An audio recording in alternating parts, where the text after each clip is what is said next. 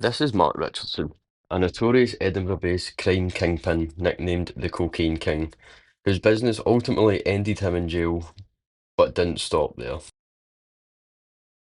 From the grey estates of the Scottish capital to the sunlit villas of Spain and the blood-soaked barstools of Glasgow, Mark Richardson's story begins here, with him being born into the underworld of Glasgow with no choice. He quickly rose through the ranks and became a kingpin. But behind the designer clothes and expensive watches lay a trail of fear, violence, and retribution, with the story only just beginning. Mark Richardson was born in 1982, raised in the working class areas of Glasgow, where loyalty is a currency and knife crime was a language. This era in Glasgow was at its peak for gang culture and knife crime, with shoplifting, car thefts, and gang fights being just some of the few ways that people would pass the time. Mark seen this as a money-making opportunity and was determined to overcome his environment by any means necessary. By age 15, he had a name within his community, and by age 19, he stepped foot into the rest of his life with his father by his side, Mark Richardson Sr., shown here. Mark began selling cocaine with his father in the streets of Edinburgh, but this was ultimately short-lived as police started to catch on, and Mark, alongside his father and another man, Richard Bonner, 42, were arrested after houses in Edinburgh were raided in a series of dawn raids, which uncovered £30,000 in cash and cocaine with an estimated street value of £112,000. Richard Bonner allowed his house to be used as a stash and received 3 years, but the father of five protests his innocence, stating he only got involved with the gang to clear his eldest son's drug debts. Richardson Jr. received 32 months for this offence, and his father, Mark Richardson Sr., would receive 44 months for this offence. Richardson Jr.'s time in prison would be the pivotal turning point in his career, unbeknownst to him. Freed from prison in the early 2000s and back on the street, Mark was back like he had never left, but with this time he had a bigger eye on him, the Daniels, led by the late Jamie Daniel. The Daniels is a well-known organised crime group in Glasgow, particularly in the north side, such as areas as Postle Park. They specialise in drug trafficking, violence and intimidation, and also money laundering, alongside international drug links. As Mark had a reputation for ruthlessness and loyalty, this would be seen as valuable for the Daniels family, so they recruited him. This is where Mark would turn from criminal to architect, starting as a trusted enforcer, not just merciless and loyal, but smart, and had his eyes set on bigger goals. Soon he was managing drug distribution across Glasgow's East End in the early 2000s, which quickly catapulted into international links such as Spain and Amsterdam. In the 2010s, he was creating a pipeline from these countries to import weed and cocaine into Scotland. By this point, Mark was gaining more status, respect, money, and attention, but not the right kind. Mark's name began popping up in more and more police reports, surveillance logs, and murder probes. This wouldn't last long as the police would catch up to Mark. In 2010, Mark was arrested in a house in Edinburgh, caught red-handed making crack cocaine worth £700,000. The police officers stated that Mark was so busy making the crack cocaine that he didn't realise that officers had entered the house. Mark pleaded guilty to the offence, along with two others, Dylan McCallum, 25, and Gary Orr, 27, who were also in the house at the time. The sentence was deferred and all three men were held in custody. The police stated that they walked through an unlocked door and they could actually see Richardson and his co-accused in the middle of their crime. Upon raiding the flat, officers uncovered 4.5 kilograms of cocaine and 3.5 kilograms of crack cocaine. This was a part of an undercover operation led by Lothian and Border police forces in an effort to crack down on organised crime.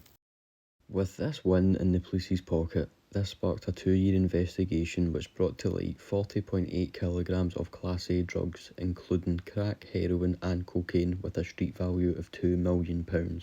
A total of 66 arrests were made, leading to 14 convictions and 44 years behind bars. Richardson received 10 of them. Now behind bars, leaving behind his well-constructed empire, Mark waits patiently.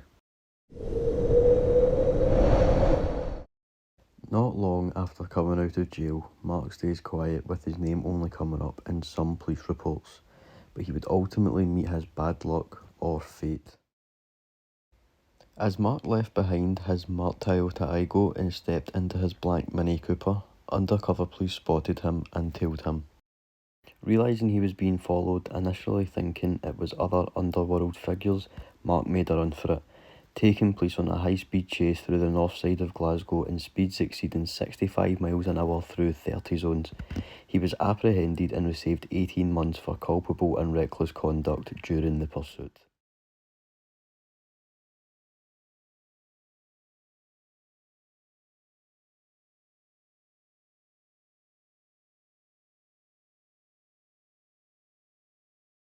With his empire running with or without him and his name whispered through the streets and prisons, Mark had an easy time in jail, biding his time. It was during this time that Richardson's father blamed his son's criminal activity for his drug use and destroying his 32-year-old marriage. He was then jailed for being caught with cocaine in his van. Richardson was released from prison and resumed activities, but it was short-lived, as in January 2018, Richardson's nine-man gang was caught and jailed for a total of 87 years. Members of the gang included Martin Fitzsimmons, a soldier turned gunrunner. The 37-year-old received 10.5 years after admitting to having a Glock pistol and ammunition alongside £36,000 in cash. The next member was David Sell, 50, who admitted to being involved in the abduction and torture of a man, which ended in the man being shot in the legs. Sell received the biggest sentence of the 9, with 15 years and 8 months in prison. Anthony Woods, 44, was handed 11 years and 1 month for his role within the gang.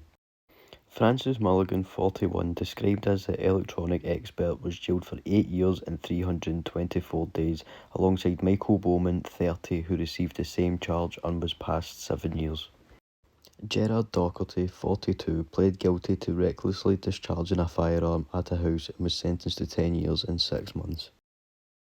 Stephen McArdle, 33, was sentenced to 7 years and 100 days after admitting to having a Glock pistol.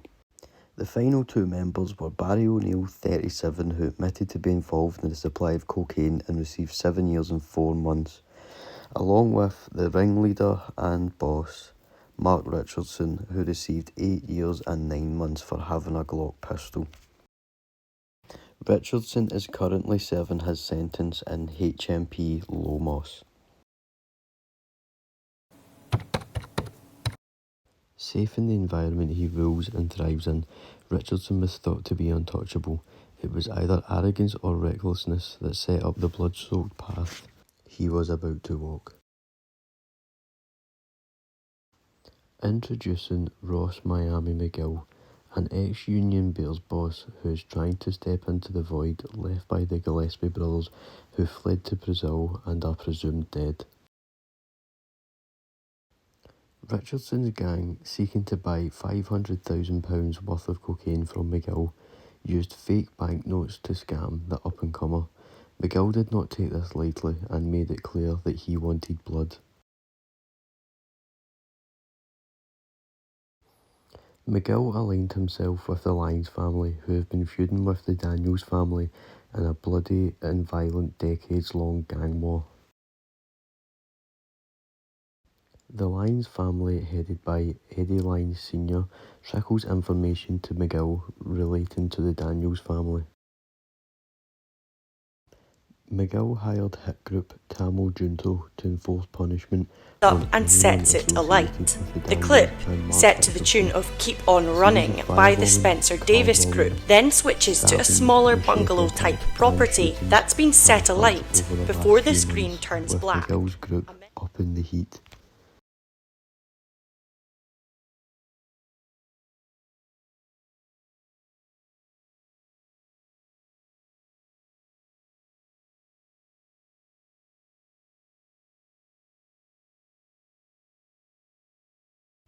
Richardson's best friend, David McMillan, has been a primary target of this violence alongside his lifelong friend, Paddy Beatson.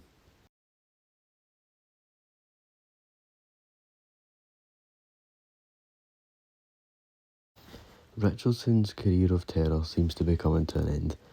Is this karma or the natural order of the underworld? Will Richardson stay safe or become the past?